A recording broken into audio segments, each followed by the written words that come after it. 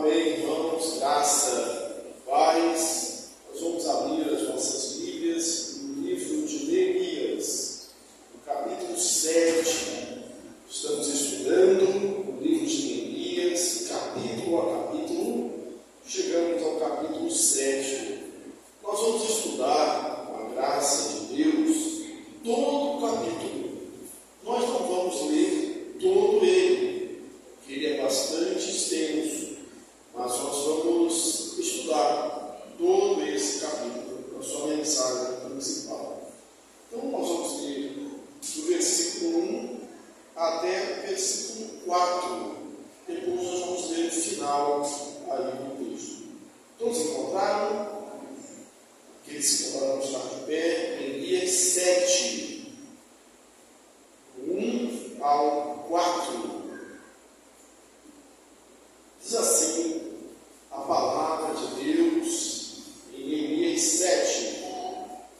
Ora, uma vez reedificado o muro e assentadas as portas, estabelecidos os porteiros, os cantores e os levitas, eu nomeei Anani, meu irmão, e Ananias, maioral do castelo, sobre Jerusalém. Ananias era homem fiel e temente a Deus, mais do que muitos outros. E lhes disse que não se abrissem as portas de Jerusalém até que o sol aqueça. E enquanto os guardas ainda estão ali, que se fechem as portas e se tranquem. Ponha-se guarda dos moradores de Jerusalém, cada um no seu posto, diante de sua casa. A cidade era espaçosa e grande, mas havia pouca gente nela, e as casas não estavam edificadas à mão. Aí nós começamos uma genealogia. Vamos pular lá para o versículo 66. Meia. Toda esta congregação junta foi de 42.360. Vamos lá para o versículo 70. Alguns dos cabeças das famílias contribuíram para a obra. O governador deu para o tesouro em ouro 1.000 daricos, 50 bacias e 530 vestes sacerdotais. E alguns mais, os cabeças das famílias, deram para o tesouro da obra em ouro 20.000 daricos e em prata 2.200 arráqueis. O que deu o restante do povo foi em ouro 20.000 daricos e 2.000 arráqueis em prata e 67 vestes sacerdotais. Os sacerdotes, os levitas, os porteiros, os cantores, alguns do povo, os servidores do templo, todo Israel habitavam nas suas cidades. Amém? Assentai-vos, irmãos. Irmãos, nós precisamos fazer a obra e continuar fazendo a obra. Alguém me disse que não há momento mais vulnerável para o exército depois daquele que se segue uma grande vitória. Porque você parece que baixa a guarda, você parece que dá uma relaxada, descansa. E na nossa vida, às vezes as coisas acontecem assim. E quando a gente está no meio de um projeto, lutando por alguma coisa, estamos dedicados, estamos ali com todo o nosso foco no objetivo, a gente está conduzindo, a gente está atento, a gente está vigilante. Mas quando a gente alcança, entre aspas, o objetivo, a gente para quando para, por vezes, a gente põe tudo a perder. O livro de Neemias é um diário, como se fosse um diário, de tudo aquilo que Neemias fez. Ele relata sempre as suas orações. E nesse relato de Neemias, a gente viu que ele enfrentou grandes perigos, que houve um complô, uma organização ali de povos inimigos para invadir Jerusalém. Ninguém queria o bem de Jerusalém, até debochavam, entre eles ali os principais, Tobias, Gesem do Arábia e Sanbalá. Eram aquelas figuras que estavam sempre ali tentando destruir, tentando parar a obra. Destruíram o obreiro, mataram o obreiro, se fosse preciso, para parar a obra. E Tobias, ele chegou a dizer, ali, apoiando o Sanbalate, né? Ele diz, olha, eles ficarão, colocarão, fecharão os muros, adorarão. Aí Tobias diz assim, ainda que edifiquem, virá uma raposa que vai derrubar o seu mundo de pedra. Você olha, a obra deles não é nada, é uma raposa, resolvando, escarnecendo. Por isso Neemias colocou guardas. Eles trabalhavam com uma mão segurando a ferramenta, com a outra segurando a arma. E diz que ele e os seus moços não tiravam a roupa para dormir, que eles dormiam prontos para o combate. Pôs-se guardas, estabeleceu o toque da trombeta, onde tocar a trombeta, nós vamos espalhar por vamos correr para ali. Uma grande obra. Quando isso estava resolvido, e o muro foi fechado até a metade da sua altura, começou a haver um outro problema. Não era mais um problema de fora, agora é um problema interno. Aqueles nobres tinham, por causa das dívidas, da crise, da dívida do povo comum, eles massacravam esse povo com juros. Alguns já tinham perdido as suas propriedades, perdido os seus filhos para a escravidão dentro do seu próprio povo, e trabalhavam de lá edificando o muro. E eles reclamaram com Neemias. Os filhos, nossos filhos, são nossos filhos deles. Que os nossos filhos não têm que comer, que os nossos filhos têm que ser escravos. E Neemias repreendeu, resolveu o problema. Mas quando acaba o problema, veio outro problema. Aí Sanbalá mandou uma carta aberta, e bem terrível aos olhos humanos. Por quê? Como Zorobabel e Esdras, a obra foi interrompida por causa de fofoca. Havia uma carta que eles mandaram por rei da Pérsia, dizendo que eles estavam, que os judeus estavam querendo se rebelar. E a obra sofreu um paro. Ele manda a mesma coisa. Primeiro convida, encontra comigo fora da cidade, vamos conversar, vamos ser amigos. E Neemias sabia, mas eles queriam se tratavam mal. Quando ele mandou sempre a mesma pergunta, por 4 vezes a mesma resposta, ele mudou a estratégia, ameaçou, olha, essa carta aberta vai chegar ao rei. Neemias disse, essa mentira, não tem a sua posição. Nesse capítulo 7, irmãos, o que é que acontece? Os muros já estão edificados?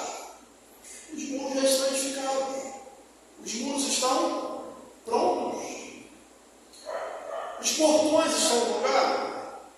Anteriormente eles estavam edificados, mas os portões não estavam no lugar. O muro sem portão, onde anda?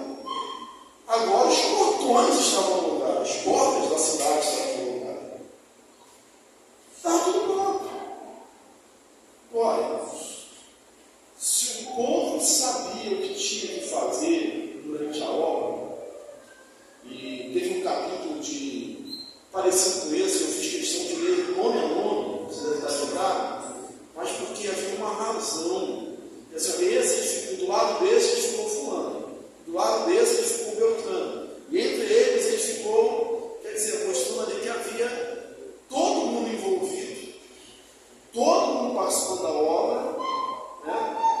mundo espalhado pelo muro, fazendo a obra. Eles sabiam o que tinham que fazer durante a construção, mas eles sabiam também o que fazer depois da construção, porque senão o projeto todo seria um fracasso, estaria fadado para fracasso. E esse capítulo trata exatamente disso. A primeira coisa que Neemias faz, e aqui está claro, isso, uma vez edificados os muros, uma vez assentadas as portas, ele estabeleceu porteiros, os cantores e os levitas. Irmãos, a primeira coisa são os levitas.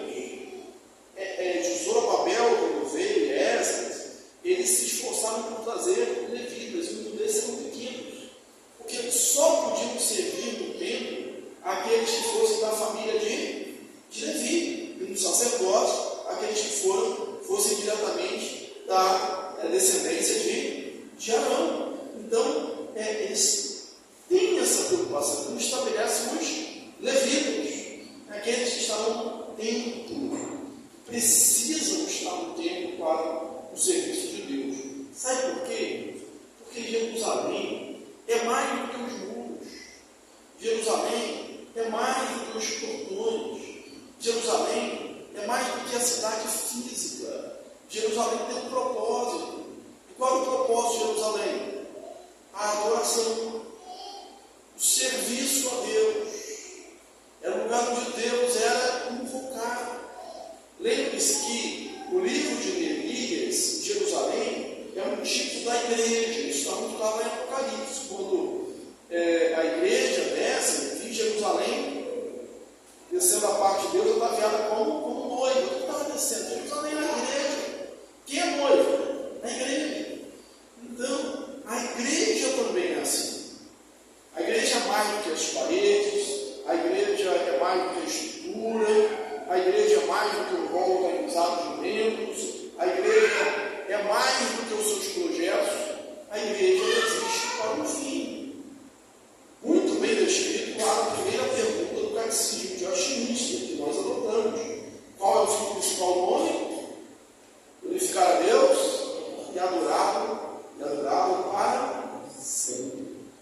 Esse é o propósito da igreja: glorificar a Deus e adorá-lo para sempre. Aí alguém pensa, pastor, pensava que era evangelização. Ué, quando você está evangelizando, você está glorificando a Deus. Você está glorificando a Deus. Né? O projeto da igreja, o principal fim da igreja é adorar a Deus, glorificar a Deus e usá-lo para todo o ser. Então, a primeira coisa, ele pensou na glorificação, na adoração do serviço religioso. Faz-nos lembrar de Noé. Noé, ele foi livre do dilúvio, construiu a arca por ordem de Deus, passou por toda aquela dificuldade, e depois de uma terra destruída pelo dilúvio, pela inundação, a primeira coisa que Noé faz quando desce a água não foi fazer uma casa, não foi plantar uma lavoura, uma vinha. A primeira coisa que ele fez foi edificar um altar. Buscar, pois, em primeiro lugar, disse Jesus, o reino de Deus e a sua justiça, e as demais coisas que serão acrescentadas. Em primeiro lugar, irmãos, Deus. Em primeiro lugar, a adoração. Em primeiro lugar, o serviço. A segunda coisa que ele faz é estabelecer gente competente para o trabalho. Há um sofrimento, a perda de qualidade, de continuidade da obra, quando a gente não escolhe as pessoas certas. Nada melhor do que a pessoa certa no lugar certo. E quem me escolhe? Ele divide o trabalho. Isso já foi postado lá na construção do mundo. Todo o povo participa. E quando cita-se aqui todos os nomes, como naquele texto que eu li completo, até disse naquela época assim, olha, você pode achar cansativo sem propósito a leitura desse texto. relação dos nomes. Mas nenhuma dessas pessoas que foi nominada aqui achou esse propósito. Elas foram chamadas pelo nome. Elas faziam parte do projeto, faziam parte da obra. Então, Neemias dava o trabalho, delegava competências, mostrava o serviço. Há uma frase do presidente americano, se eu acho aqui nas anotações, que ele é muito feliz ao descrever, né, essa competência. O presidente foi Franklin Roosevelt, e a frase é a seguinte: o melhor executivo é aquele que tem o bom senso em escolher bons homens para executar o que ele quer que se faça. Comenta?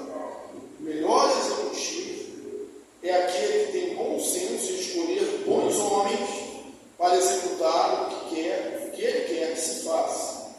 E autocontrole suficiente para não se intrometer com eles quando eles estiverem executando. Eu achei assim fantástica a frase. Um bom executivo é aquele que escolhe bons homens, quer dizer, a pessoa certa, para fazer o que ele quer que seja feito, o que precisa ser feito. E quando esses estão executando o trabalho, ele tem autocontrole suficiente para não se intrometer, para deixar fazer. Porque esse é o princípio de delegação de competência. Não adianta você delegar e ficar ali, não, tem que ser assim, tem que ser desse jeito, nossa, tem que ser do mesmo jeito. Não, deixa a pessoa fazer do jeito dela. A gente vai querer ver o resultado, né? Deixa ela fazer do jeito dela. Delegação de competência. Nós precisamos disso. A igreja precisa disso. Precisa, inclusive, quando a gente delega, e delega pessoas que são responsáveis, a gente descansa. Fala assim, eu sei que isso vai acontecer, que vai ser feito, porque tem gente responsável fazendo. A gente precisa fazer isso. Isso, inclusive, é algo de crescimento espiritual. Porque aquele que centraliza tudo passa, pelo menos a minha opinião, a seguinte pensar: pode até ser que faça não sou zeloso, bem, mas pode passar uma outra mensagem também. Só eu que sei, só eu sou o melhor, só eu sou bom, só eu sou o servo de Deus aqui. Então a gente tem que ver sempre centralizar, deixar o outro fazer. Eu já contei aqui que às vezes houve, caso eu participar de congressos, de reuniões ordinárias do nosso ministério, alguns outros lugares, e que o pastor está lá assistindo a palestra, então está lá debatendo um assunto, aí vem um irmãozinho, uma irmãzinha, e solta lá no ouvido do pastor: pastor, acabou o gás. Não tem ninguém na igreja, na comissão da cozinha, não tem ninguém que possa comprar um botijão de gás. O pastor vai no som, compra o gás, deu a microfonia. Tem pouca gente? Pode até ser. Mas às vezes é porque não se delega. E como se delega, fala assim: você não fez direito, está bem feito, e acaba tendo que fazer isso. Neemias, ele delegava competências. Uma outra verdade que eu quero destacar aqui é que tem que ser a pessoa certa, não basta distribuir as funções. Tem que ser a pessoa certa. A palavra de Deus, quando fala de bispos, presbíteros, diáconos, tem uma relação ali de qualificações. Que cuide bem da própria casa, que não seja dado a muito vinho, que não seja violento, que seja acordado, que seja experimentado. E tem uma descrição que precisa ser observada. A construção da nossa igreja, a construção da IPB, ela faz isso. Que não seja neófito, para não ocorrer, não se submeter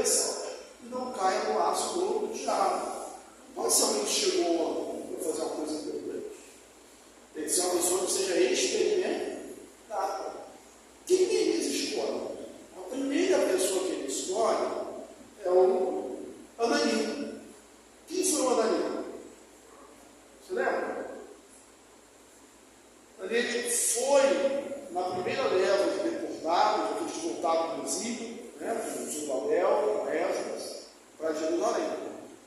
E ele vivia em Jerusalém, vivia um caos de Jerusalém, a mais de 1.300 quilômetros de Suzã. Ele faz uma viagem longa e perigosa até a cidadela de Suzã, a capital da Pérsia, e vai falar com Neemias. E passa para Neemias pergunta, como estavam vivendo os exilados, os judeus, que tinham voltado do exílio. Ele fala em grande miséria e desprezo. E Neemias não dói com isso. Ora, quase 3 meses, então, a pessoa que é escolhida é aquela que está desde o começo. É aquela que está envolvida com a obra. É aquela que tem desprendimento de sair onde está para tentar uma mudança. É aquela que acompanhou todo o processo. Esse é o primeiro nome escolhido. Então a gente precisa ter isso. Lembrar da honra que tem honra, é um princípio bíblico. O segundo nome escolhido é Ananias. De Anani, ele não diz nada, porque a gente já sabe, que está com ele desde o começo. Agora, de Ananias, ele diz aqui, era um infiel e temente a Deus, mais do que muitos outros. E ele era também aqui, eu acho que era o maioral do castelo, por aqui, o maioral do castelo. Ele já tinha experiência administrativa e era piedoso, como temente a Deus. Temente a Deus, muita gente mas ele diz temente a Deus mais do que os outros. É esse tipo de gente, é esse tipo de pessoa que tem que estar à frente. Esse tipo de gente é que tem que estar à frente. Eu vou voltar aqui um pouco vou pular aqui para essa genealogia, essa relação de Judá. Deus colocou no coração de Neemias escrever isso. Eu li o versículo 66, porque o versículo 66 diz: quantas pessoas votaram? 42.360 pessoas.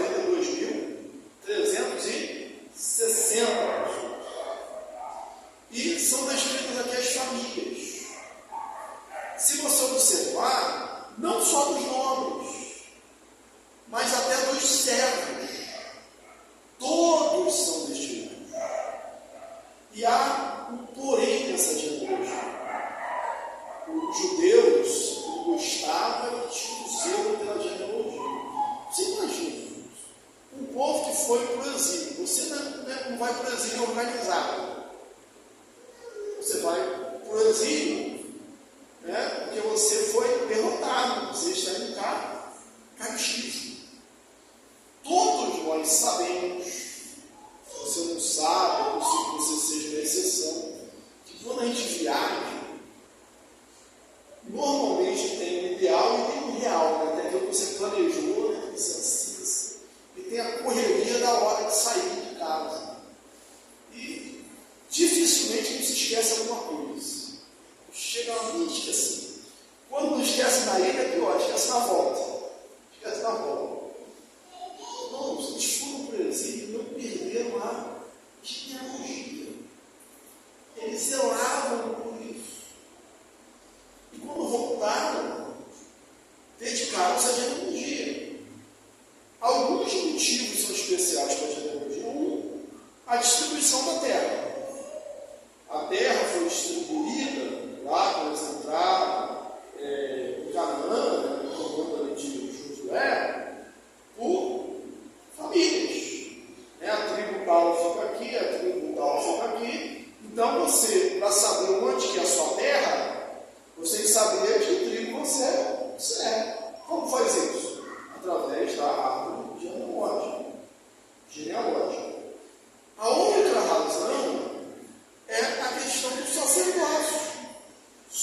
não pode oferecer o sacrifício quem é da linhagem sacerdotal, pela lei de Arão.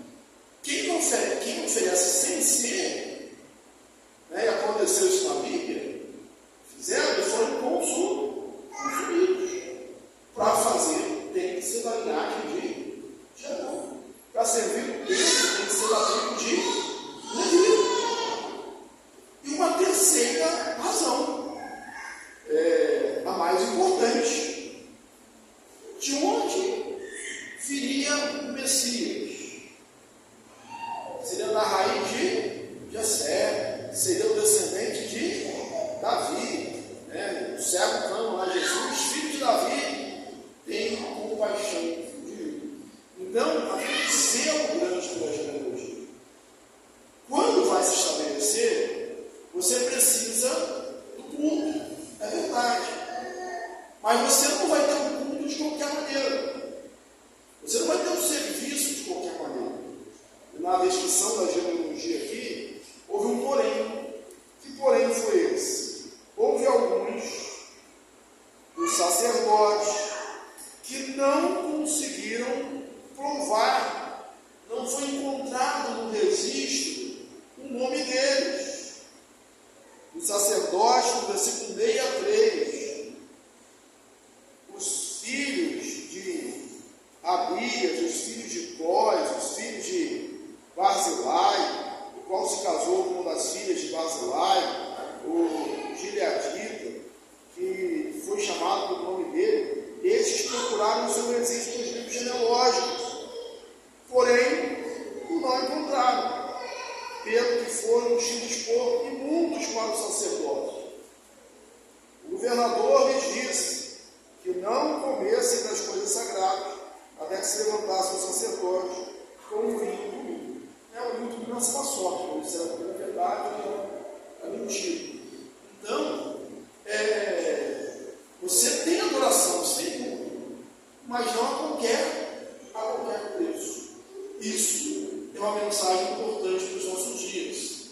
Há uma descrição aqui logo no início que nós lemos, que a cidade de Jerusalém é espaçosa, mas havia pouca gente. A cidade estava murada, as portas estavam no lugar, mas não tinha gente suficiente. A cidade estava despovoada. Era uma cidade que estava sendo reconstruída e precisava de gente.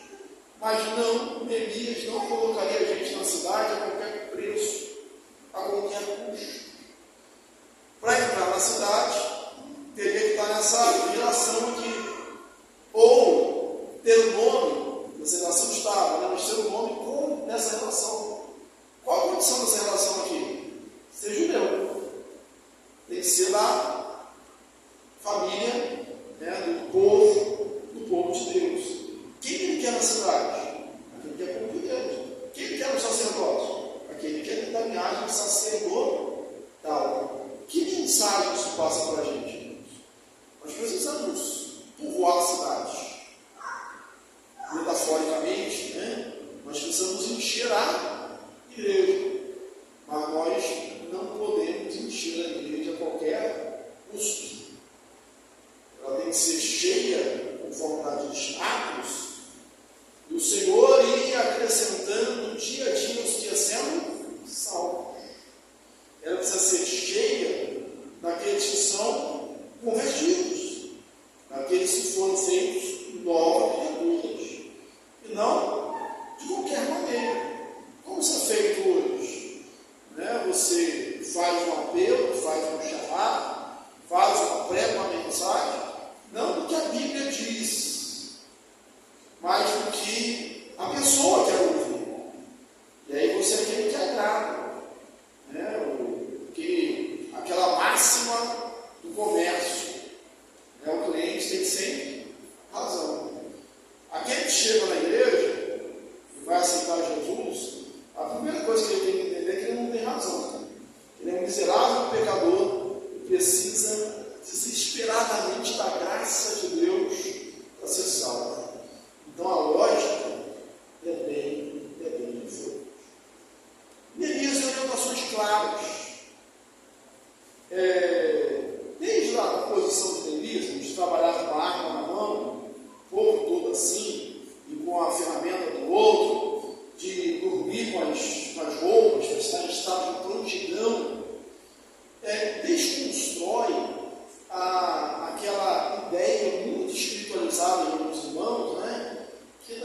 fé. Deus guarda, Deus guarda. Se o Senhor não edificar a cidade, se o Senhor não edificar a casa, em vão trabalhos que edificam. Se o Senhor não guardar a cidade, em vão vigiar sentinela. Nós cremos nisso. Que o Senhor guarda a cidade, o Senhor edifica a casa. Mas nós somos cooperadores com Ele, nós somos pessoas na vontade dele. Então tem gente que acha, não, que eu sou crente, eu não preciso me preocupar, eu tenho meu carro, não preciso ter seguro, eu tenho condição de ter produção onde não tenho, eu posso deixar minha porta aberta, porque Deus está lá, guardando. Não, é necessário ter bom senso, é necessário ter prudência. E Neemias fala isso. Neemias tinha experimentado, irmãos, a presença de Deus. Um dos destaques que eu dou para Neemias, logo no começo do livro, é que as coisas aconteceram, ele ter a carta do rei, de ter a madeira do rei, de ter toda a provisão para a viagem, de ter até uma escolta para a viagem. Ele não atribuiu isso a ele mesmo. Ele disse que a boa mão de Deus estava comigo. Agora, a boa mão de Deus está comigo não significa que eu vou cruzar os braços. Não significa que nenhum mal vai acontecer, que não vai haver nenhuma dificuldade na caminhada. Ao contrário, ele enfrentou várias dificuldades. E quando tudo estava pronto, ainda tinha coisa para fazer. E aqui ele diz, olha, põe guardas, mais uma vez, cada um põe a guarda, cada um em frente à sua casa. Já tinha dito isso antes, na construção, cada um construindo em frente à sua casa.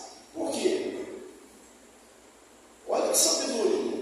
Se eu estou construindo em frente à minha casa, esse mundo que eu estou fazendo em frente à minha casa, eu vou fazer o mais forte possível.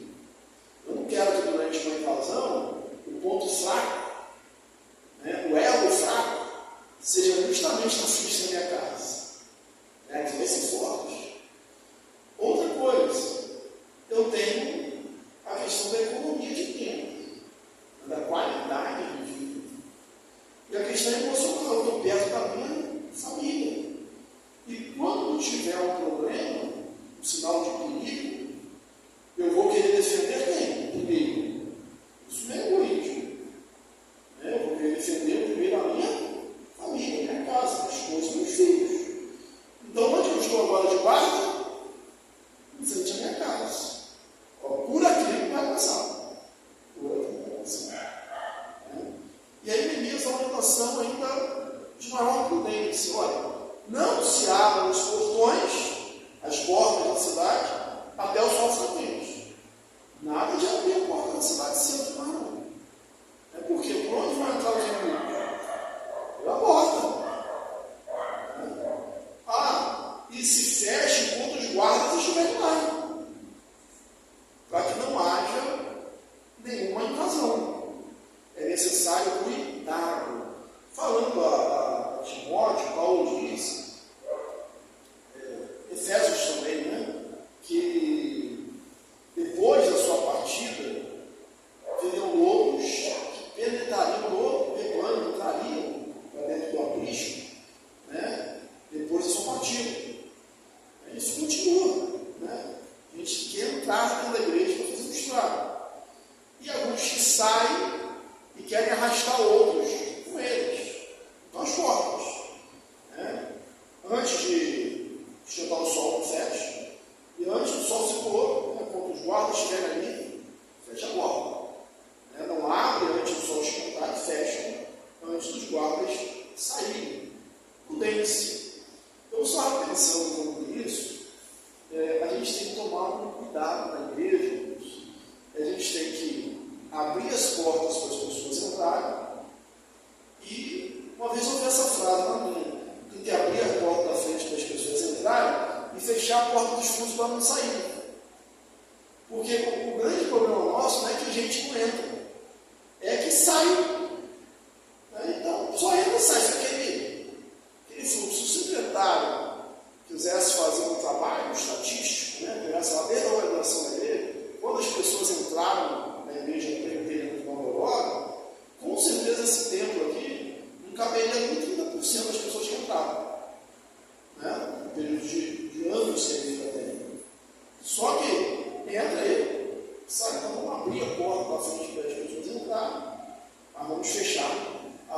os fundos para elas não saírem.